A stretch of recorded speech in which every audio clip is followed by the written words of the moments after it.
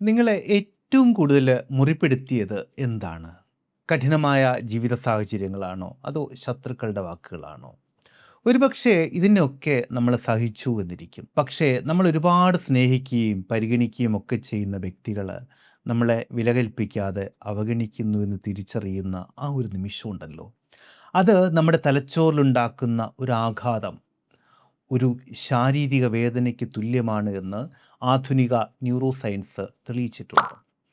നമ്മുടെ സാന്നിധ്യം പോലും മറ്റുള്ളവർ ശ്രദ്ധിക്കുന്നില്ല എന്നുള്ള ആ നിശബ്ദമായ വേദന പരസ്യമായിട്ടുള്ള ഒരു അധിക്ഷേപത്തെക്കാളൊക്കെ എത്രയോ മടങ്ങ് വലുതാണ്. എന്നാൽ ഇന്ന് നമ്മൾ ഈ വേദനയെക്കുറിച്ചല്ല സംസാരിക്കുന്നത്. മറിച്ച് നിങ്ങളുടെ ഈ വേദനയെ എങ്ങനെ അതിശക്തമായ ഒരു മനഃശാസ്ത്ര ആയുധമാക്കി മാറ്റാം എന്നുള്ളതിനെക്കുറിച്ചാണ്. നമസ്കാരം, ഞാൻ അശോക് നാരായൺ. ഇന്ന് നമ്മൾ മനസ്സിലാക്കുന്നത് കേവലം ചില ഉപദേശങ്ങളല്ല. അനാവശ്യമായിട്ടുള്ള തർക്കങ്ങളിൽ ഏർപ്പെടാതെ, ഒരക്ഷരം പോലും മിണ്ടാതെ നിങ്ങളെ അവഗണിച്ചവരെയും അപമാനിച്ചവരെയും സയൻസിൻ്റെയും സൈക്കോളജിയുടെയും സഹായത്തോടെ എങ്ങനെ നേരിടാം എന്നതിനെക്കുറിച്ചുള്ള വളരെ ആഴത്തിലുള്ള ഒരു വിശകലനമാണ്. നിങ്ങളുടെ ജീവിതത്തിൻ്റെ നിയന്ത്രണം നിങ്ങളുടെ കൈകളിലേക്ക് തന്നെ തിരിച്ചു കൊണ്ടുവരാൻ ഈ വീഡിയോ നിങ്ങളെ വളരെയധികം സഹായിക്കും. അതുകൊണ്ട് ഇത് പൂർണ്ണമായിട്ടും കാണുക. ആദ്യം തന്നെ നമ്മൾ മനസ്സിലാക്കേണ്ടത് മനുഷ്യൻ്റെ തലച്ചോറ് എങ്ങനെയാണ് പ്രവർത്തിക്കുന്നത് എന്നാണ്. പ്രശസ്ത മനഃശാസ്ത്രജ്ഞനായ B.F. സ്കിന്നർ അവതരിപ്പിച്ച ഓപ്പറൻ്റ് കണ്ടീഷനിങ് എന്നൊരു തിയറിയുണ്ട്.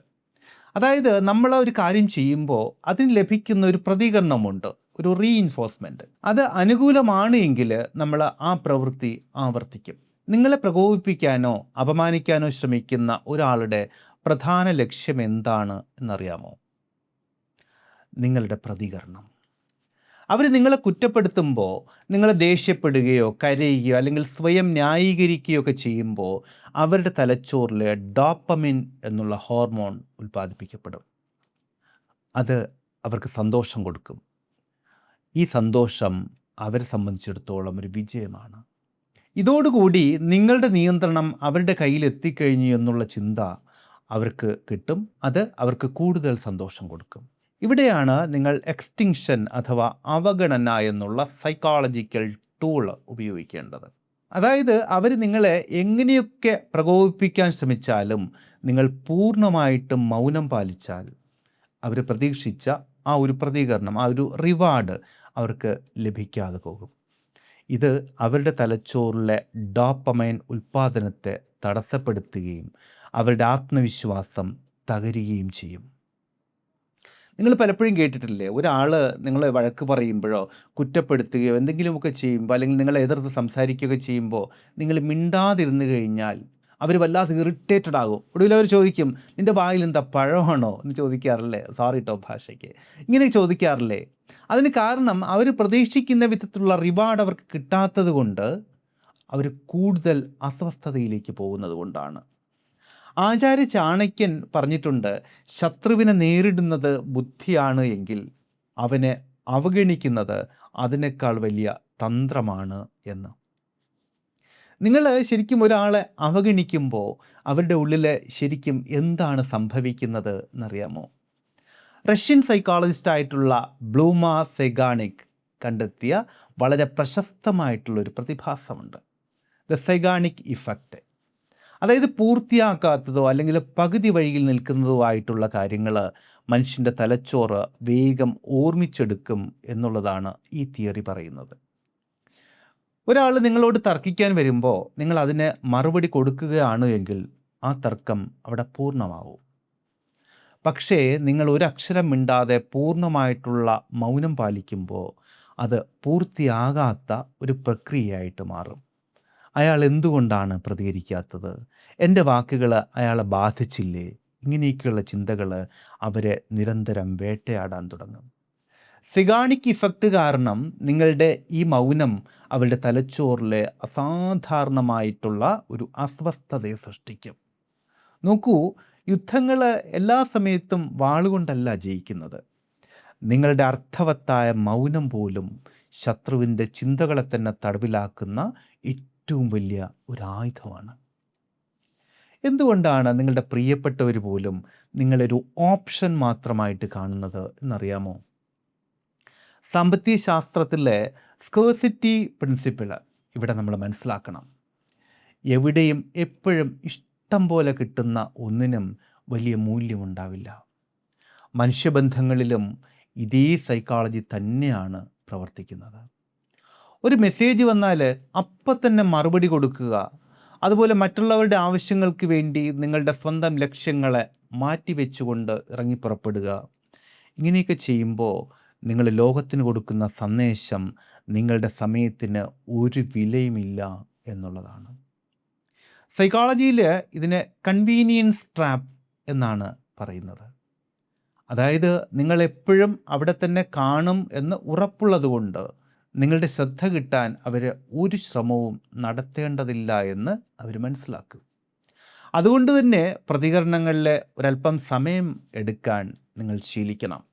നിങ്ങളുടെ സമയം അത്ര എളുപ്പത്തിലൊന്നും കിട്ടില്ല എന്ന് വരുമ്പോൾ നിങ്ങളുടെ തലച്ചോറിലെയും അവരുടെ തലച്ചോറിലെയും വാല്യൂ സിസ്റ്റം തനിയെ തന്നെ മാറാൻ തുടങ്ങും.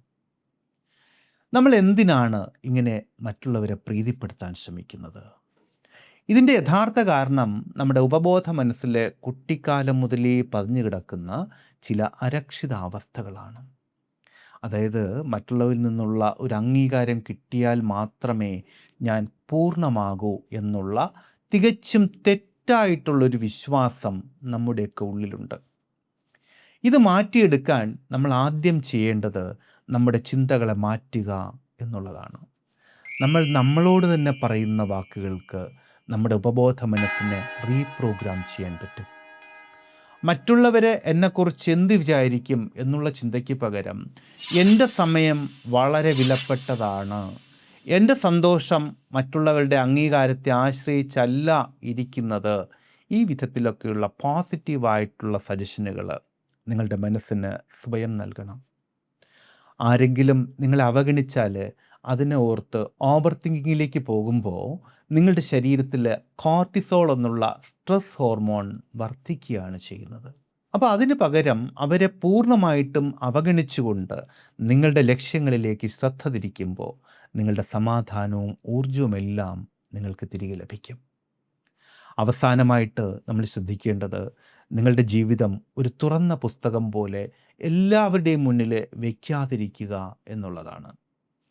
ഇന്നത്തെ സോഷ്യൽ മീഡിയ യുഗത്തിൽ നമ്മൾ എന്താണ് കഴിക്കുന്നത്, എവിടെയാണ് പോകുന്നത്, എന്താണ് ചെയ്യുന്നത് തുടങ്ങി സകല കാര്യങ്ങളും മറ്റുള്ളവരെ അറിയിക്കുന്നത് ഒരു ഡോപ്പമിൻ അഡിക്ഷനായിട്ട് മാറിയിട്ടുണ്ട്.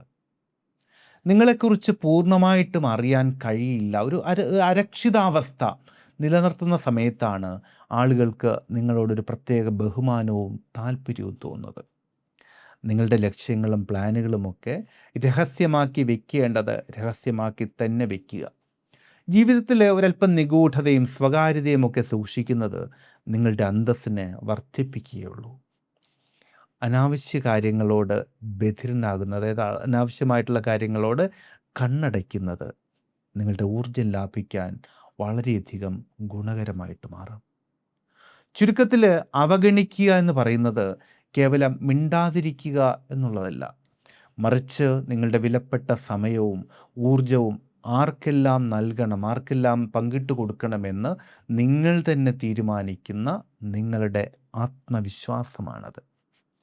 അനാവശ്യമായതിനെ അവഗണിക്കാൻ അറിയുന്നവർ സ്വന്തമായിട്ടുള്ള ഒരു വ്യക്തിത്വം കെട്ടിപ്പടുക്കും. ഈ ആഴ്ചയിൽ ഞാൻ നിങ്ങൾക്കൊരു ചാലഞ്ച് തരട്ടെ. നിങ്ങളെ മാനസികമായിട്ട് തളർത്താൻ ശ്രമിക്കുന്ന ഒരു സാഹചര്യത്തെയോ അല്ലെങ്കിൽ ഒരു വ്യക്തിയെയോ ഒന്ന് തിരഞ്ഞെടുക്കുക, മനസ്സുകൊണ്ടൊന്ന് തിരഞ്ഞെടുക്കുക. അവരോട് ഒരു തർക്കത്തിന് നിൽക്കാതെ തികച്ചും ശാന്തമായിട്ട് നിങ്ങളുടെ മൗനത്തിലൂടെ അവരെ നൈസായിട്ടങ്ങ് അവഗണിച്ചേക്കുക. നിങ്ങൾ പ്രതികരിക്കാതിരിക്കുന്ന സമയത്ത് നിങ്ങളുടെ ഉള്ളിലുണ്ടാവുന്ന ആ ഒരു കരുത്ത് എന്താണ് എന്നും അവരിലുണ്ടാകുന്ന മാറ്റം എന്താണ് എന്നും അടുത്ത ദിവസങ്ങളിൽ ഈ കമൻറ്റ് ബോക്സിൽ ഒന്ന് രേഖപ്പെടുത്തുക. നിങ്ങളിത് ചെയ്യാൻ തീരുമാനിച്ചിട്ടുണ്ട് എങ്കിൽ ഇപ്പോൾ തന്നെ അതും ഒന്ന് കമൻറ്റ് ബോക്സിൽ രേഖപ്പെടുത്താം. ഈ വിഷയം ശാസ്ത്രീയമായിട്ട് തന്നെ നിങ്ങൾക്ക് മനസ്സിലായി എന്ന് കരുതുന്നു. ഇത്തരം കാര്യങ്ങൾ നിങ്ങളെ വല്ലാതെ വേദനിപ്പിക്കുന്നുണ്ട് എങ്കിൽ, അല്ലെങ്കിൽ സ്വയം ഒന്ന് കരകയറാൻ നിങ്ങൾക്ക് സാധിക്കുന്നില്ല എങ്കിൽ തീർച്ചയായും നിങ്ങളൊരു പ്രൊഫഷണൽ ഹെൽപ്പ് തേടേണ്ടതുണ്ട്. ഈ വിധത്തിലുള്ള ഏതെങ്കിലും സഹായം ഓൺലൈനായിട്ടോ നേരിട്ടോ നിങ്ങൾക്ക് വേണ്ടതുണ്ടെങ്കിൽ ഇവിടെ കാണുന്ന ഈ നമ്പറിൽ നിങ്ങൾക്ക് ബന്ധപ്പെടാം. അപ്പോൾ വിഷയം ഇഷ്ടമായിട്ടുണ്ടെങ്കിൽ തീർച്ചയായിട്ടും ലൈക്ക് ചെയ്യുക. ഈ വിധത്തിലുള്ള വീഡിയോകൾ നിരന്തരം ലഭിക്കാൻ വേണ്ടി ചാനൽ ഒന്ന് സബ്സ്ക്രൈബ് ചെയ്തേക്കുക. നോട്ടിഫിക്കേഷൻസ് കൃത്യമായിട്ട് കിട്ടാൻ ബെല്ലൈക്കൺ കൂടി ഒന്ന് പുഷ് ചെയ്തേക്കുക. അപ്പോൾ വളരെ വ്യത്യസ്തമായ മറ്റൊരു വിഷയത്തിലൂടെ വീണ്ടും കണ്ടുമുട്ടാമെന്ന ശുഭപ്രതീക്ഷയോടുകൂടി തൽക്കാലം ഇവിടെ പറഞ്ഞു പിരിയുന്നു.